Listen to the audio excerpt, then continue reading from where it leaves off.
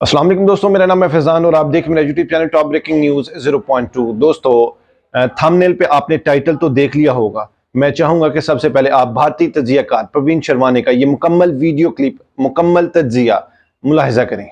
दूसरी बात, अब मैं आता हूं आपके ये जो आपने सवाल पूछा ऑपरेशन सिंदूर के मुतालिक। इसमें देखिए ऐसा है, ये पूरी दुनिया ने देखा है कि जो हमारी 4 दिन का ऑपरेशन हुआ था उसमें कन्वेंशनल लेवल पर पाकिस्तान की जो मिलिट्री है वो मैच करती है इंडियन मिलिट्री को, उनसे कम नहीं है। तो ये जो सोच बनी हुई थी कि हिंदुस्तान की जो कन्वेंशनल कैपेबिलिटी है बहुत ज्यादा है पाकिस्तान की, वो सोच अब खत्म हो गई है, पहली बात। दूसरी बात यह है कि जहां तक पाकिस्तान का ताल्लुक है, पाकिस्तान काउंटर टेरर ऑपरेशंस के लिए बहुत ज्यादा यूजफुल है अमेरिका के लिए। इनफैक्ट जो उनके अमेरिका के जो सेंटकॉम के जो कमांडर हैं जनरल माइकल, उन्होंने भी ये बयान दिया है अपनी सेनेट के अंदर कि हमारे लिए पाकिस्तान इंपॉर्टेंट है फॉर काउंटर टेरर ऑपरेशंस। तो साथ में आप ये भी देखिए, इनको जो लोन मिला है आईएमएफ से मिला है, पाकिस्तान को वर्ल्ड बैंक से मिला है 4 बिलियन, वो तभी मिला है बिकॉज अमेरिका मेहरबान है। तो ट्रंप का उनको बुलाना, उनसे बात करना, ये एक पाकिस्तान एक इस्लामिक कंट्री है which has a nuclear bomb, only Islamic country with a nuclear bomb, और एक बहुत बड़ी ताकत बन चुका है पाकिस्तान। हमारी आदत है, हम पाकिस्तान को हमेशा रन डाउन करते हैं, बट अमेरिका के लिए पाकिस्तान इंपॉर्टेंट है उस पूरे रीजन के लिए, क्योंकि वो पूरा रीजन जो है वो मुस्लिम एरिया है और वहां पे इनकी काउंटर टेरर बहुत अच्छा करते हैं। इंडिया की जरूरत उनको किसी और काम के लिए है। लेकिन प्रवीण साहनी जी, यहाँ पे मैं ये समझना चाहती हूँ कि आप कह रहे हैं अकेला ऐसा मुस्लिम देश है जिसके पास न्यूक्लियर पावर है, लेकिन इसके साथ साथ ये समझना जरूरी है कि ईरान भी एक तरह से जो मुस्लिम दुनिया है उसका लीडर बनने की कोशिश लगातार करता है, कम से कम एक रीजनल लीडर। ऐसे में क्या पाकिस्तान इस बात की इजाजत देगा कि उसके बॉर्डर्स का इस्तेमाल किया जाए ईरान पर हमले के लिए? क्या ये पाकिस्तान के लिए, अगर ऐसा होता है तो क्या पाकिस्तान को पूरी मुस्लिम जो वर्ल्ड है, मुस्लिम दुनिया है, उसमें अलोकप्रिय नहीं बनाएगा? देखिए, पहली बात तो ये है, पाकिस्तान ऐसा कुछ नहीं करेगा।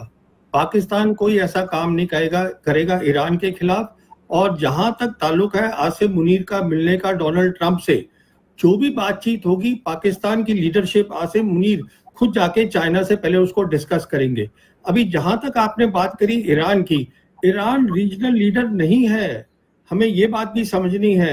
ईरान का अब एक वर्ल्ड व्यू है, ईरान एक बहुत इंपॉर्टेंट मेंबर है एससीओ का, इंपॉर्टेंट मेंबर है ब्रिक्स का, ग्लोबल साउथ का बहुत इंपॉर्टेंट मेंबर है। इसीलिए आज दो बड़ी ताकतें चाइना और रशिया ईरान के साथ खड़ी हैं। तो जहां तक इजराइल का ताल्लुक है, इजराइल का रीजनल पर्सपेक्टिव है। जहां तक पाकिस्तान का ताल्लुक है, पाकिस्तान का अभी भी रीजनल पर्सपेक्टिव है, उनमें काबिलियत है अपनी जियोपॉलिटिक्स को बढ़ाने की, पर अभी तक बढ़ी नहीं है। पर जहां तक ईरान है, ईरान रीजन से बहुत बड़ा बन चुका है, इस बात को हमें समझना पड़ेगा। उनकी जियोपॉलिटिक्स बहुत बड़ी बन चुकी है। अब मैं जिक्र कर लेती हूँ एससीओ का, जो शंघाई कोऑपरेशन ऑर्गेनाइजेशन है, जिसने स्टेटमेंट जारी किया इजराइल के खिलाफ। भारत उससे बाहर रहा कि भारत शायद उसकी शब्दावली जो थी उससे सहमत नहीं होता था। दूसरी बात ये भी आ रही है G7 को लेकर भी कि वहां भी जिस तरह से एक दोहरापन नजर आया इजराइल को लेकर और ईरान को लेकर कि ईरान के पास तो कोई न्यूक्लियर वेपन नहीं होना चाहिए, इसके बावजूद भी कि नॉन प्रोलिफरेशन ट्रीटी पे इसका सिग्नेटरी है ईरान और इजराइल नहीं है। इजराइल के ऊपर भी ये लगातार ये शक शुबा है कि उसके पास न्यूक्लियर ताकत हो सकती है। ये दोहरापन हमने देखा। साथ साथ ब्रिक्स, एक और जो रीजनल ऑर्गेनाइजेशन है, ब्राजील, रशिया, इंडिया और चाइना, इन तमाम ऑर्गेनाइजेशंस को देखें और भारत का इसमें अगर रुख देखें तो अभी इस ये जो ताजा संकट है, इस पर आप क्या कहते हैं?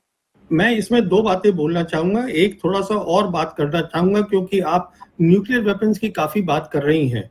तो मैं ये कहना चाहता हूं आपके दर्शकों को कि ईरान को आज न्यूक्लियर वेपन्स की जरूरत नहीं है, क्योंकि उसने उसको ऑफ बैलेंस कर दिया है अपने ग्लोबल रोल के साथ।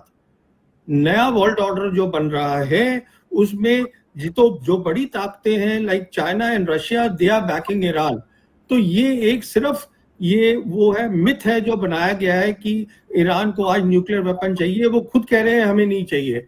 अब जहां तक हिंदुस्तान का ताल्लुक है, देखिए हिंदुस्तान की फॉरेन पॉलिसी बिल्कुल गलत है। हम ग्लोबल साउथ कंट्री हैं, हम ब्रिक्स के हम कहते हैं मेंबर हैं, एससीओ के मेंबर हैं। हमें आज ईरान के साथ खड़ा होना है, हमें आज पैलेस्टाइन के साथ खड़ा होना है, और हम उसके विपरीत खड़ा हो रहे हैं इजराइल के साथ। इजराइल जेनोसाइड कर रहा है ये पूरे गाजा के अंदर। किसको नहीं समझ में आ रहा है? कोई लड़ाई थोड़ा ना लड़ रहा है इजराइल, वहां जेनोसाइड हो रहा है। और ये ईरान जो है, हमें इसको आज देखिए ग्लोबल साउथ सारी कंट्रीज वहां उसके साथ खड़ी है, हम नहीं है उनके साथ। हमारा G7 में क्या मतलब है? जहां तक मेरा ताल्लुक है, हम G7 में तो है ही नहीं, हम G7 की आउटरीच में है। ये 6ठी बार प्राइम मिनिस्टर मोदी गए हैं, पिछली 12 बार से प्राइम मिनिस्टर वहां जा रहे हैं आउटरीच में, पर उस समय दुनिया अलग थी। अब वो दुनिया बदल चुकी है, आज वो दुनिया है, आपको खड़ा होना है अपने लोगों के साथ। आपके लोग हैं ग्लोबल साउथ कंट्री, जहां पे आपकी डेवलपमेंट होगी। G7 कंट्री आज टूटे पड़े हैं, उनमें कोई ताकत नहीं है। जो उनकी ताकत है वो इतनी डिपेंडेंसी है उनकी अमेरिका के ऊपर, और अमेरिका उनको जूती मारता है। जैसे कि आपने खुद ही बयान किया कि जब अभी प्रेसिडेंट ट्रंप जा रहे थे, उन्होंने पब्लिकली फ्रेंच प्रेसिडेंट को कह दिया, जब फ्रेंच प्रेसिडेंट ने कहा कि सीज फायर के लिए जा रहे हैं, उन्होंने कहा मैं उसके लिए नहीं जा रहा हूं, मैं कुछ और करने जा रहा हूं। तो क्या इज्जत है इन लीडर्स की? हम क्यों वहां भाग रहे हैं? मुझे ये बात समझ में नहीं आती है। हमें वहां होना चाहिए जहां हम हैं ज्योग्राफी के हिसाब से, वो हमारी जगह है। आपकी बात तो लॉजिकली बिल्कुल समझ में आती है, मुझे भी समझ में आती है, हमारे जो दर्शक हैं जो सुन रहे हैं इस बात को, उनको भी समझ में आएगा। लेकिन हमारे दर्शकों को ये भी समझाइए कि अभी हाल ही में हमने देखा है पिछले 10 दिनों के भीतर ही कि फिलिस्तीन पर पूरे तरीके से जो सीज फायर को लेकर जो यूनाइटेड नेशंस में प्रस्ताव पास करने की कोशिश हुई, उस पर भारत एब्सेंट हो गया। एससीओ में इजराइल की निंदा करने को लेकर जो स्टेटमेंट जारी किया गया, उससे भारत अपने को अलग कर लिया। अभी फिलहाल हम ये देख रहे हैं कि ईरान के मुद्दे पर भी ना हम इधर है ना उधर है। तो लॉजिक जब समझ में आ रहा है आपको, मुझे, भारत की जनता को, तो भारत की सरकार को क्यों नहीं समझ आ रहा? क्योंकि भारत की सरकार समझना नहीं चाहती है, इतना इलॉजिकल काम हो रहा है। मैं आपको एक मिसाल देता हूँ। इस खबर आ रही है कि प्राइम मिनिस्टर G7 आउटरीच में जा रहे हैं और वहां बात करेंगे ग्लोबल साउथ नेशंस की। जब आप उनके साथ खड़े ही नहीं हो रहे हैं, अब उनकी बात कौन सी करने जा रहे हैं? मुझे ये समझ में नहीं आ रहा है। आप खड़े होना चाहते हैं इजराइल के साथ, आप खड़े होना चाहते हैं अमेरिका के साथ, कोई हर्ज नहीं है, खड़े होइए। बट माय पॉइंट इज कि जो आज दुनिया बदल रही है, जहां आपको पीस मिलेगी, डेवलपमेंट मिलेगी, वो है ग्लोबल साउथ। उनके साथ आप खड़े होइए, उनकी सोच बिल्कुल अलग है। तो ये कहना कि हम लीडर बनने जा रहे हैं ग्लोबल साउथ के, ग्लोबल साउथ नहीं समझता है कि आप कोई लीडर है उनके। ये मैं कहने की कोशिश कर रहा हूं। हमारी फॉरेन पॉलिसी को 180 डिग्री का टर्न लेना पड़ेगा। कब लेगी वो मुझे मालूम नहीं है, अदरवाइज हमारी फॉरेन पॉलिसी बिल्कुल गलत है। इसमें देश का कोई भी उन्नति होने वाली नहीं है।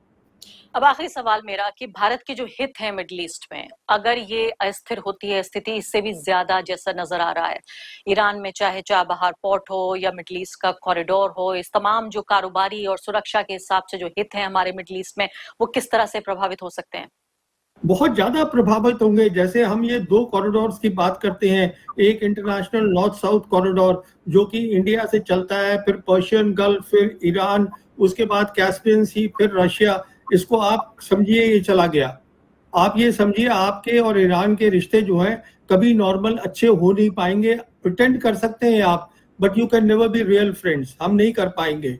और दूसरा आप देखिए, ये जो बात चल रही थी, अभी भी ख्वाबी बात है बट कॉन्सेप्ट तो है, जो कि है इंडिया मिडिल ईस्ट